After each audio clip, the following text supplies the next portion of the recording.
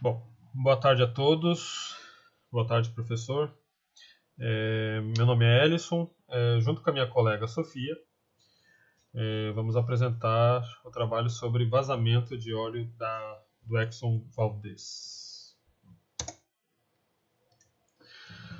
Fazendo uma introdução aqui sobre o ocorrido, o Exxon Valdez foi um navio petroleiro que, em 24 de março de 89, sofreu um acidente após uma colisão contra rochas submersas, causando um rasgo no casco do petroleiro, onde foram lançados ao mar cerca de 257 mil a 750 mil barris de petróleo, aproximadamente 120 mil metros cúbicos que o navio transportava. O acidente aconteceu na costa do Alasca. Continuam sendo estudadas as consequências até hoje sobre o acidente. Consequências essas sobre fauna, flora, tudo da região, da região atingida. E as indenizações e custos de limpeza foram todos assumidos pela Exxon. Falar um pouquinho sobre a empresa. A empresa, como nós conhecemos hoje, ela foi formada em 99, né? Antes disso era só a Exxon, mas a partir de 99 ela sofreu uma fusão com a Mobil e ela atua numa vasta gama de produtos petroquímicos e é uma das maiores produtoras de olefenas e poliolefenas do mundo. Realmente se trata da segunda maior companhia de petróleo e gás do mundo, atrás apenas da Saudi Aramco, com uma produção aproximadamente de 7 milhões de barris de petróleo e gás por dia. A sede da empresa ela está localizada nos Estados Unidos, né? Mas para ser exato, no condado de Dallas, no estado do Texas, e possui um faturamento anual de 8,87 bilhões de dólares, a média, né? Ela também possui uma sede brasileira. A sede brasileira se encontra no Rio de Janeiro.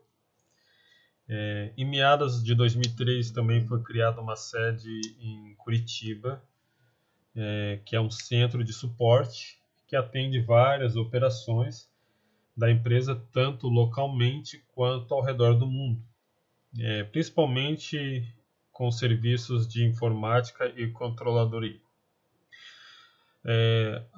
Só informando que não foi encontrada nenhuma informação com relação à quantidade de funcionários ou se haviam escritórios móveis para acompanhamento de obras. Tá?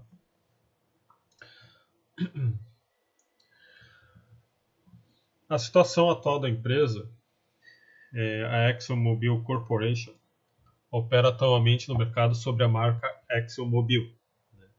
E também opera as marcas Exxon, Mobil e Esso. A corporação ocupa até hoje uma posição no ranking mundial das empresas com maior valor de mercado.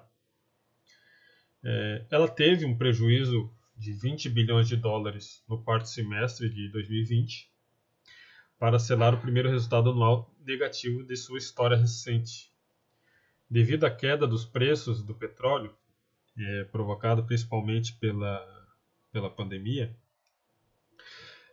este resultado levou o grupo a reduzir suas despesas e acelerar sua incursão nas energias menos poluentes. Né? Todas as empresas nesse ramo petrolífero, hoje eles estão partindo mais para as energias limpas, né? Sendo eólicas, solar e assim por diante. O colapso do consumo de petróleo que afetou o setor, né, ali no início da pandemia, quando os confinamentos paralisaram temporariamente a atividade de demanda, né, mas após isso aconteceu, né, antes, mas após a ExxonMobil Corporation anunciar que houve um lucro no quarto trimestre de 8,9 bilhões, resultou um lucro anual de 23 bilhões de dólares. O que isso causou foi um certo espanto na época e que hoje está gerando lucro, né? Ainda mais agora também com a guerra. Né? Agora vamos falar um pouco sobre o acidente. O acidente aconteceu em março de 89. Foi causado por uma colisão com Recife, resultando em 157 mil barris de petróleo, aproximadamente 11 milhões de galões de óleo cru derramado no Golfo. O efeito sobre 1.300 milhas na costa de Príncipe William e sobre a água no Golfo do Alasca. Até hoje, ainda há resquícios em algumas praias do Alasca. Próximo. No dia 23 de março de 89, o navio Exxon Valdez parte do Alasca carregando 53 milhões de galões de óleo cru. Seu capitão Joseph modifica a rota original da embarcação para desviar de um iceberg e passa o comando da embarcação para o Gregory, seu terceiro imediato. O mesmo tenta retornar à rota original. Após 3 horas da partida, o navio colide com o Recife Blythe Reef. O Recife não foi detectado pelo radar, pois a embarcação estava com o radar quebrado. Aqui na foto a gente pode ver o pontinho preto, foi onde o navio colidiu com o Recife. Aí você vê no primeiro dia o quanto derramou de petróleo, segundo, terceiro, até lá embaixo, o sétimo dia do acidente já derramou tudo isso de petróleo. Pode passar o próximo slide. Só ressaltando que o radar estava quebrado há mais de um ano. Como a gente viu ali na imagem, no sétimo dia vai até o finalzinho ali daquela ilha, dia 7 está ali escrito, do derramamento de petróleo. A gente tem até lá embaixo de derramamento. Toda essa mancha azul escura aqui é o derramamento de petróleo. Pode passar. O impacto ambiental causado por esse acidente gerou um desastre absurdo, como águias carecas, 250 águias carecas, focas de 300 a 2.200, patos arlequim, 1.000 patos arlequim, que são patos em extinções, 22 orcas, 2.650 lontras marinhas, 100 mil pássaros a 645, peixes e salmão não foi nem contado, não conseguiram nem contar o tamanho do impacto para esses peixes. Pode passar. Todo o ecossistema do local foi afetado, pois o material forma uma capa que impede a entrada de luz na água, de plâncton a mamíferos. Todos os seres sofrem com o acidente. As vítimas mais evidentes são as aves, os peixes e os crustáceos, que morrem após desenvolverem problemas respiratórios, digestivos e nervosos, entre outros problemas. Próximo. O impacto social em humanos.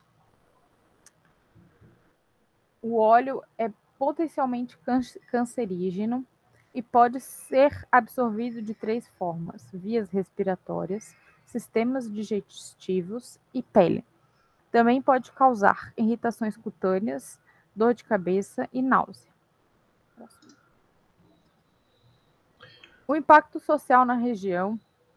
O acidente contribuiu para o colapso da pesca. Os pescadores faliram e as economias de pequenas cidades costeiras sofreram nos anos seguintes. Muitas comunidades que dependiam das pescas e dos recursos naturais acabaram entrando em falência. As consequências foram que a Exxon pagou cerca de 2 bilhões em custos de limpeza, mais 1,8 bilhões em restaurações de habitat e danos pessoais relacionados aos derramamentos.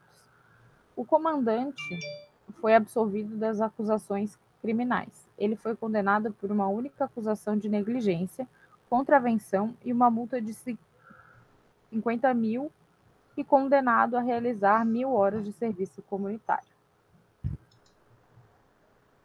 As informações, como informação complementar, a gente tem que o navio voltou a operar 4 meses depois do desastre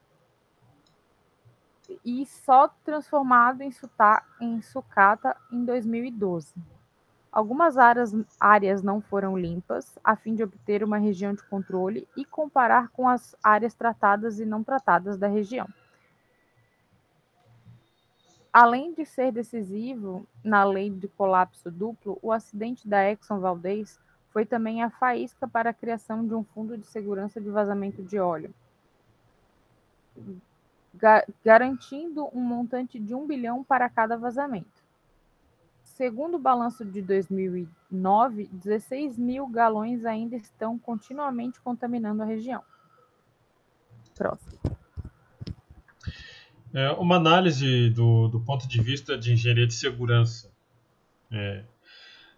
Prevenir o vazamento de petróleo é apostar numa loteria, né, na qual o risco de um acidente deve ser sempre levado em conta. De uma forma ou de outra, a causa raiz acaba sendo sempre falha humana, negligenciamento de procedimentos, de boas práticas de segurança e manutenção. O que leva as condições operacionais ao limite. Muitos dos treinamentos são realizados apenas para cumprir um cronograma, mas não há um comprometimento dos participantes, né? O que torna, principalmente, é que esses funcionários nunca acham que vão acontecer algum acidente grave no setor, né? Devido ao tempo de experiência, o tempo de execução, sempre executando a mesma função, então acaba ocorrendo aquele excesso de fadiga, né? Sempre achando que nada vai acontecer. Uma vez que o acidente esteja consumado, existe uma espécie de protocolo pelos quais as autoridades se orientam, né? E para apontar as causas do vazamento. Os especialistas em direito marítimo apontam que é o que tipo de acidente, né?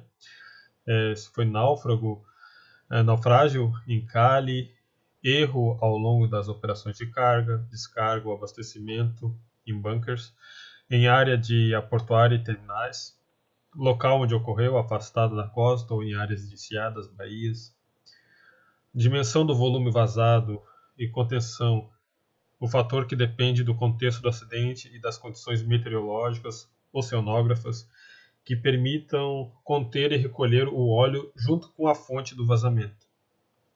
Características do produto vazado, a sua toxicidade à vida aquática, magnitude de áreas afetadas e grau de sensibilidade do ecossistema atingidos. Ações de combate nas primeiras 12 horas, as medidas de paralisação do vazamento, contenção e recolhimento do produto vazado e proteção das áreas sensíveis. Mas apesar disso, segundo o site da BBC, o número de acidentes envolvendo derramamentos caiu nos últimos anos de acordo com International Tanker Owners Pollution Federations. Na década de 70, havia cerca de 80 vazamentos por ano. Isso caiu para uma média de 6 por ano na última década, apesar de um grande aumento no número de navios-tanque que agora transportam petróleo.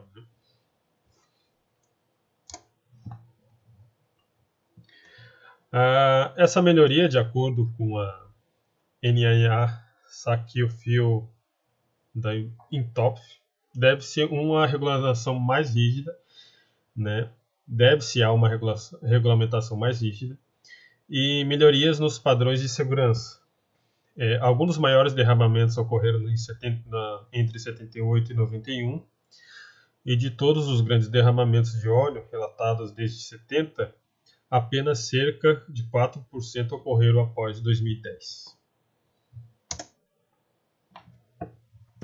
O maior vazamento de petróleo do mundo foi a Deep Horizon, em 20 de abril de 2010. A plataforma marinha da Deep Horizon da empresa britânica explodiu na costa da Louisiana, deixando o maior derramamento de petróleo da história dos Estados Unidos. Quando a plataforma Deep Horizon da petrolífera BP explodiu no Golfo do México, causando um derramamento de 200 milhões de galões de petróleo no mar, o petróleo se espalhou pelas águas do Texas, Louisiana, Alabama, Mississippi e norte da Flórida, devastando não apenas a vida marinha, mas também causando um enorme estrago. Esse foi o maior derramamento de petróleo da história, um dos mais seguidos nos Estados Unidos pelo Exxon Valdez, com 11 milhões de galões de petróleo derramado.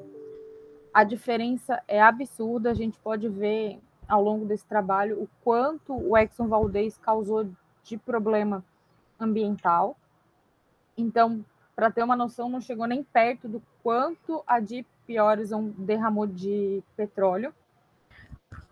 Apesar de hoje em dia a gente ter um decréscimo de acidente de petróleo, quando a gente tem um acidente hoje, ele derrama muito mais petróleo que antigamente. Pode passar, Alisson.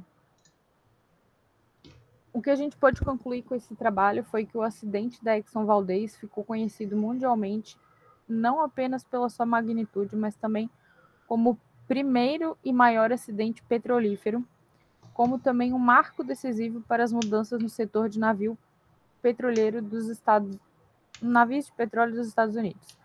Os impactos da catástrofe podem ser sentidos e vistos até hoje, principalmente para os que vivem na região do Alasca. Em um esforço entre os ambientalistas, biólogos, governo e a própria empresa em busca de minimizar os estragos do seu efeito a longo e a curto prazo. Hoje a gente tem mecanismos muito mais